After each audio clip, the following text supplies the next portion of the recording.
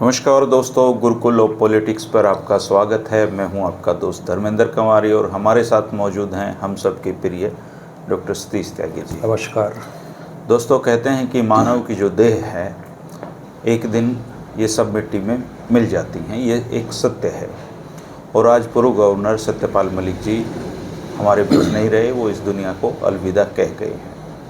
सत्यपाल मलिक जी के जाने से राजनीति में एक वो शिखर शून्य बन गया है जिसकी शायद दूसरा कोई भरपाई कभी नहीं कर पाएगा, क्योंकि जिस डर और अराजकता के माहौल में सत्यपाल मलिक ने सत्ता के शीर्ष प्रतिष्ठान को चुनौती दी थी, उस समय देश में माहौल ऐसा था कि कोई बोलने की हिम्मत भी नहीं कर सकता था और वो लगातार बोलते रहे, इस सरकार को ललकारते रहे। बीमारियों से जूझते हुए दुनिया से चले गए और इसी दौरान देश ने उनकी ही कम्युनिटी के एक दूसरे व्यक्ति जगदीप धनखड़ को अर्श से लेकर फर्श तक का सफ़र तय करते हुए देखा। आज जब सत्यपाल मलिक जी इस दुनिया में नहीं हैं तो लोग तुलना कर रहे हैं कि एक व्यक्ति जिसने बीजेपी में काम किया, नरेंद्र मोदी के साथ काम किया, आज उसको किसान कम्युनिटी भरी आंखों से याद कर रही हैं, और दूसरे व्यक्ति जिन्होंने उपराष्ट्रपति पद पर काम किया उनको कोई याद भी नहीं कर रहा कि वो आज के दिन हैं कहाँ पर। तो ये सत्य है दुनिया का कि जो सत्ता के शीर्ष संस्थान को चुनौती देगा उसको ये दुनिया एक बहादुर इंसान के तौर पे याद करेगी, और हम भी सत्यपाल मलिक जी को इसी तौर पे याद हमेशा करते रहेंगे। डॉक्टर साहब जी, सत्यपाल मलिक जी के जाने से देश में एक निराशा का माहौल है, खासकर उन लोगों में जो सरकार की गलत नीतियों का विरोध करते हैं, या वो मोदी जी को जो भगवान नहीं मानते हैं लोग, या किसान कम्युनिटी से जुड़े हुए लोग सत्यपाल मलिक जी के जाने से निराश हैं। और ख़ास बात ये कि सत्यपाल मलिक जी चूँकि बीजेपी से जुड़े थे, गवर्नर भी रहे थे, लेकिन जीवन के अंतिम पड़ाव में उन्होंने जो ऊंचाइयां और बुलंदियां लोगों के दिलों में बनाई वो हर आदमी बना नहीं पाता। तो आप कैसे देखते हैं, चूँकि वो आपके ही उत्तर प्रदेश में उनका जन्म हुआ आपके उसमें, तो आप उनकी यात्रा को कैसे देखते हैं? देखिए बहुत ही दुखद है और विनम्र श्रद्धांजलि उस महान आत्मा को। सत्यपाल मलिक जी का केवल हमारा इतना परिचय नहीं है, मेरा व्यक्तिगत रूप से कि पश्चिमी उत्तर प्रदेश के उसी हिस्से से आते थे जहाँ से मैं आता हूँ, बल्कि उनका और मेरे परिवार का एक व्यक्तिगत संबंध भी था। अच्छा। वो ये था कि मेरे बड़े भाई संयुक्त परिवार में मेरठ कॉलेज के छात्र थे और उन दिनों सत्यपाल मलिक भी वहीं थे। अच्छा। तो मैंने बहुत बचपन में, यानी ये लगा लीजिए कि 10-11 साल की उम्र से सत्यपाल मलिक का नाम सुनना शुरू कर दिया था। अच्छा। यानी कि 66 से 69 तक तो वो छात्र संघ के अध्यक्ष रहे, और वही दौर था जब मेरे भाई वहाँ रहते थे।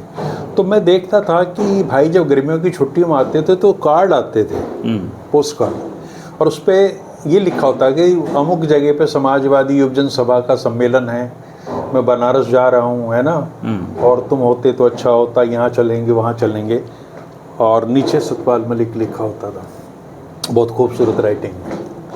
तो मुझे उस समय से सारी चीज़ें याद हैं, और जीवन में मेरा 2-3 बार उनसे मिलना भी हुआ। और अभी मेरी जो सबसे आखिरी मुलाकात थी करीब 1-1.5 महीने पहले, फ़ोन पे मेरे एक मित्र ने उनसे बातचीत कराई थी जब वो अस्पताल में भर्ती थे। और उस समय उसने जो भाई का रेफरेंस दे के कहा होगा, शायद उनकी समझ में नहीं आया कि मैं किससे बात कर रहा हूँ, चूँकि बहुत बीमार थे। तो उन्होंने मुझे यही मान के बात करी कि भाई शायद वही है।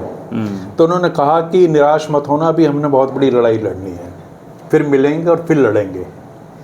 तो मैं ये समझ नहीं पा रहा हूँ कि एक व्यक्ति जो बिल्कुल जीवन और मौत से जूझ रहा है, वो जज्बा कितना बड़ा है, लड़ाई की बात कर रहे हैं, और उस दौर के अपने 50-60 साल पुराने साथी को याद करके कि हम लड़े थे और हम फिर लड़ेंगे, ये बड़ी चीज़ है।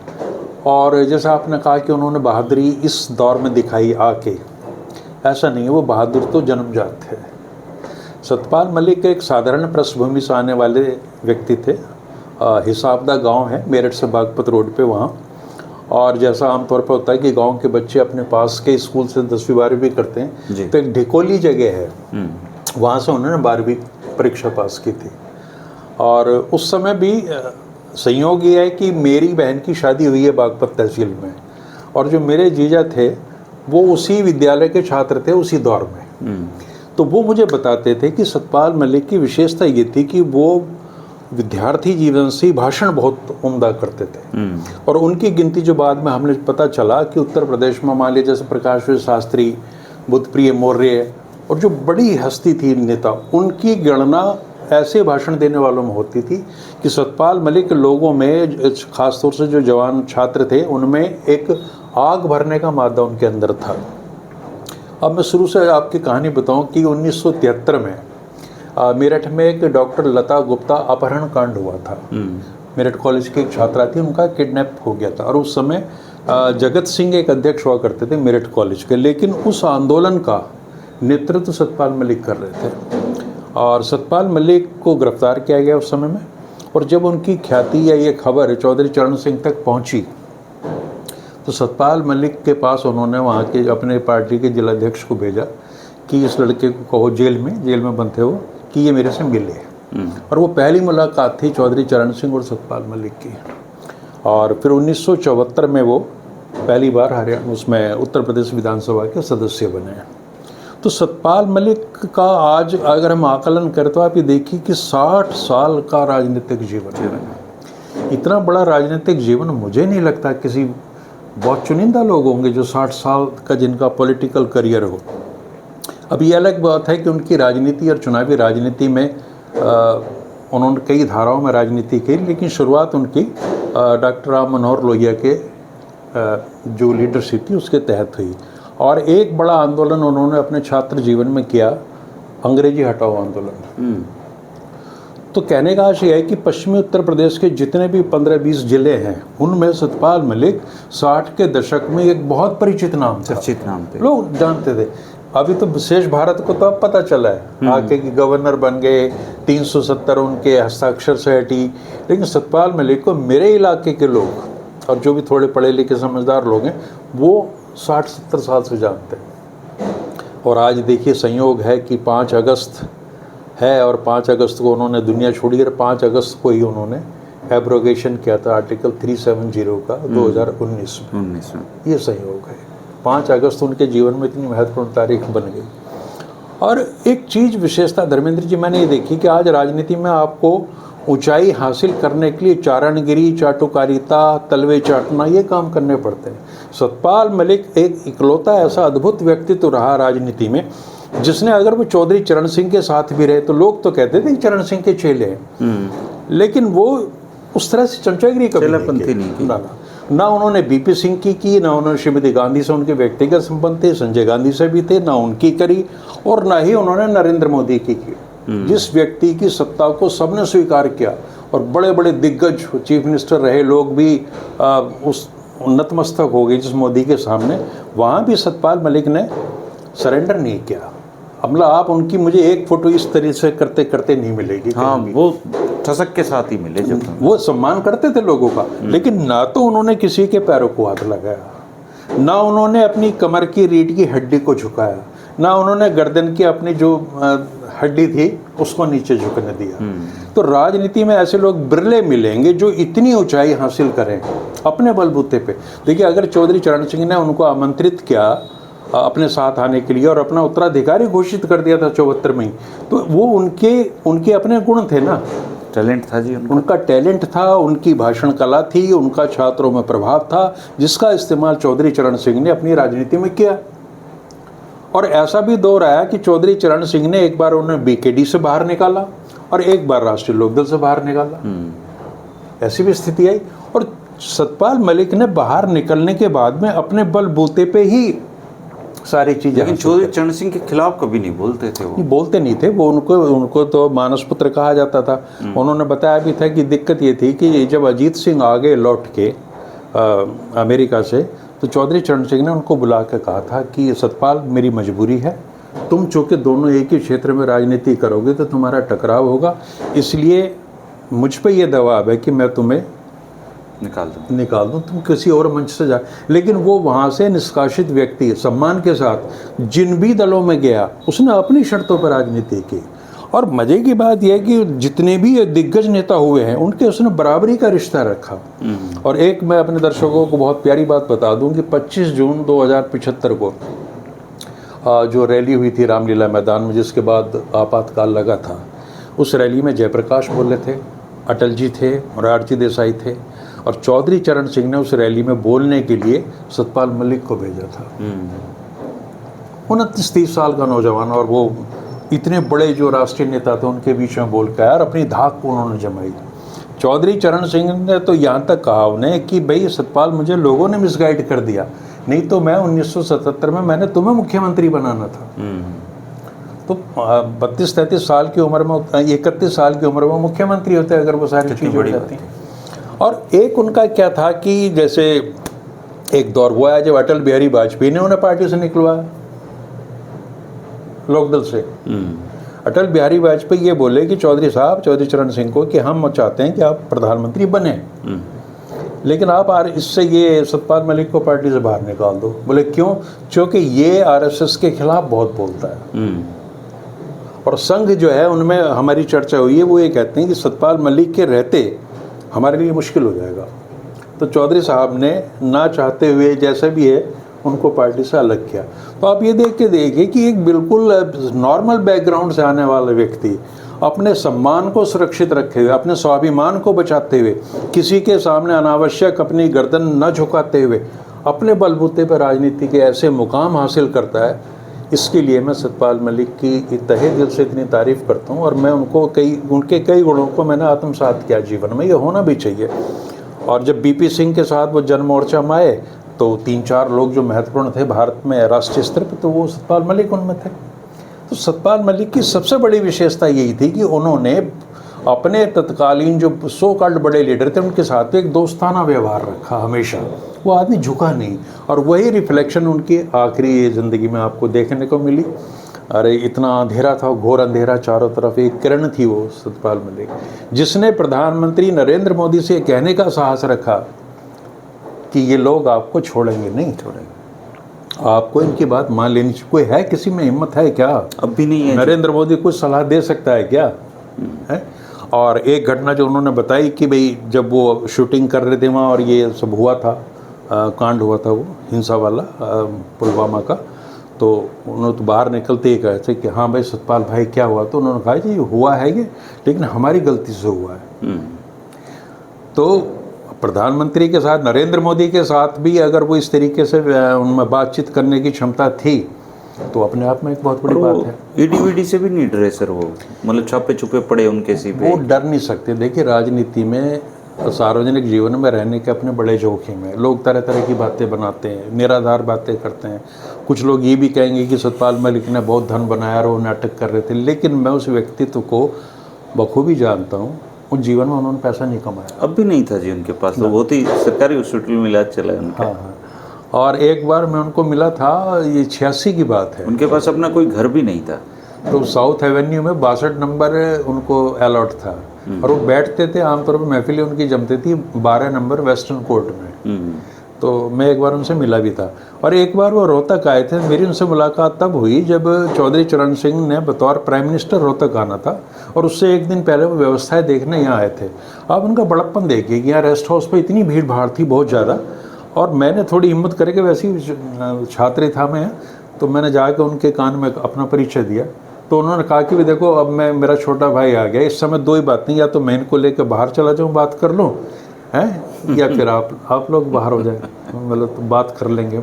तो और कितना बड़ा नाम उस समय था, और उन्होंने यहाँ इसके सिंचाई विभाग के विश्राम गृह के लॉन में मेरे कंधे पर हाथ रख के बातचीत करते रहे। हालांकि मैं आज ये नहीं कह सकता कि वो मुझे पहचानते भी थे कि नहीं, क्योंकि इतने व्यस्त लोग रहते नहीं होते, लेकिन एक बड़प्पन उनके अंदर था, एक संस्कार वहाँ से जो मिले हुए थे, तो उनका असर सारी ज़िंदगी उनकी राजनीति पे दिखा।